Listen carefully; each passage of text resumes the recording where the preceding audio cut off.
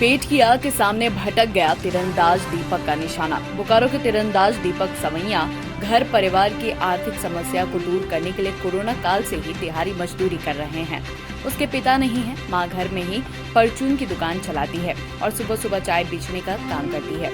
यह दुकान अब चलती भी नहीं है, कारण पहले दुकानें कम थी, अब घर घर दुकान खुल गई है। दीपक की मां पिंकी सवैया का कहना है कि अपने बेटे की तीरंदाजी के क्षेत्र में देश और प्रदेश का नाम ऊंचा करने का सपना देख रही थी, लेकिन परिस्थितियां ऐसी हो गई कि बेटा अब मजदूरी कर घर चला रहा है। उनका कहना है कि सरकार को इस ओर ध्यान देना चाहिए ताकि बच्चों के भविष्य का संवर सके। तीरंदाज दीपक सवैया ने बताया कि उसने तीरंदाजी के क्षेत्र में कई मुकाम हासिल किए, लेकिन वर्तमान समय में स्थिति यह है कि उसे दिहाड़ी मजदूरी का काम करना पड़ रहा है, क्योंकि पेट चलाना और घर चलाना काफी जरूरी है।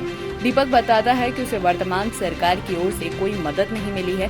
पूर्व की रघुवर सरकार के द्वारा किट जरूर उपलब्ध कराया गया था, लेकिन वह भी काफी निम्न स्तर का है और इस्तेमाल लायक नहीं है, क्योंकि तीरंदाजी में अगर किट सही नहीं हो तो निशाना साधना मुश्किल होता है।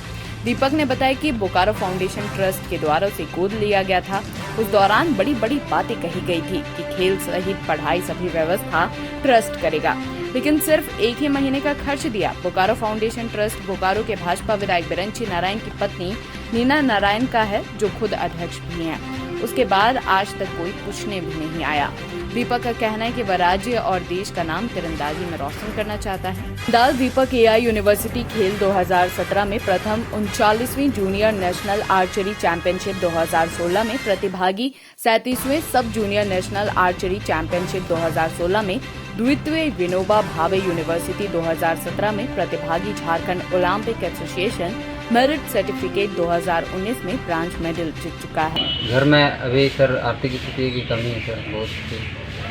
पहले था कि घर में अभी दुकान है, मम्मी छोटा सा होटल चलाती है, सुबह चाय बेचती है और जो भी है छोटा मोटा बिस्किट वगैरह मिलता है वो सब वगैरह चलाती है। तो अभी जब से सर लॉकडाउन हुआ पिछले साल मार्च से सर, फिर 1-1.5 साल हो गया सर, तब से तो लॉकडाउन में सर दुकान सर उतना चलने नहीं लगा, क्योंकि सर सब कुछ बंद ही था, तो उसके कारण दुकान नहीं चलने लगा। तो सर फिर घर में खाने के लिए कुछ था नहीं, तो फिर सर मजबूरी में करना पड़ा सर। तो खेल में कहाँ तक आपने खेला है?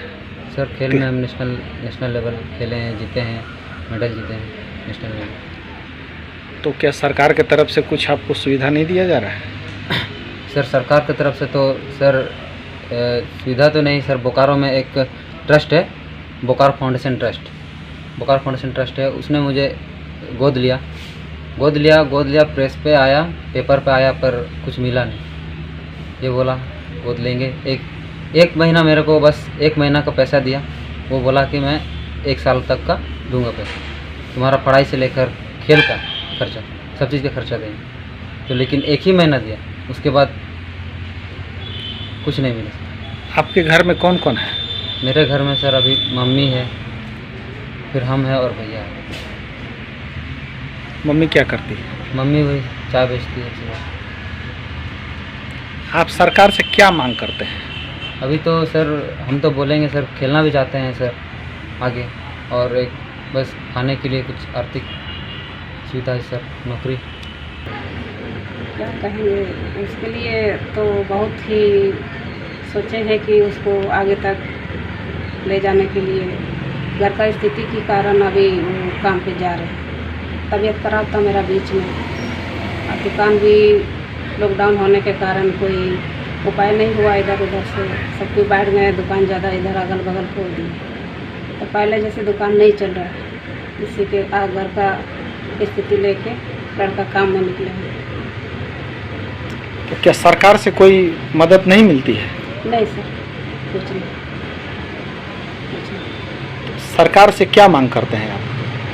सरकार से तो मांग यही कर रहे हैं कि चलिए बेटा पढ़ो और आप अपना खेल कूद करके कुछ बनो, लेकिन मजबूरी ऐसे स्थिति आ गया तो क्या बोल। अरे आज क्लास दीपू के रूम में? हाय मैम, कल रात से इसको पेट दर्द है तो सोचो। Ma'am.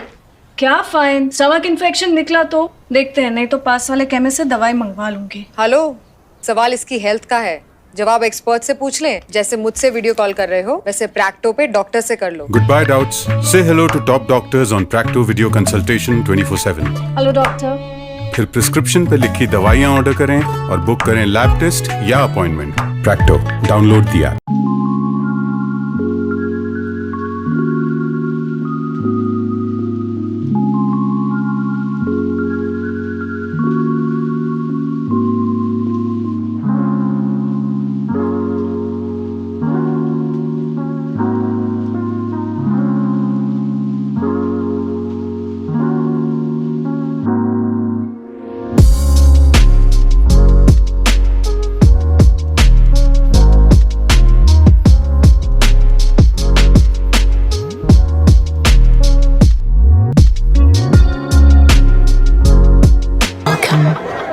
You've never known. Welcome to a journey you've never imagined. Welcome to Arabia, Saudi.